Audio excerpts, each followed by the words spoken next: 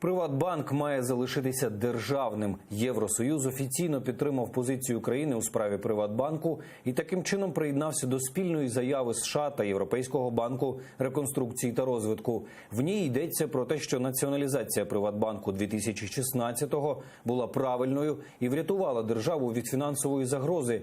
Міжнародні партнери нагадали, що аудит авторитетної фірми Крол довів махінації колишніх власників.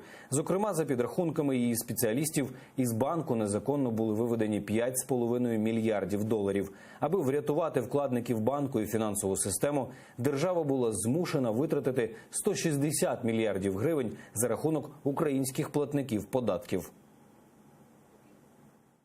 Важливо, що влада продовжує свої зусилля щодо відшкодування збитків від колишніх власників та пов'язаних сторін збанкрутілих банків. Міжнародні партнери України будуть уважно стежити за розвитком подій у цій сфері.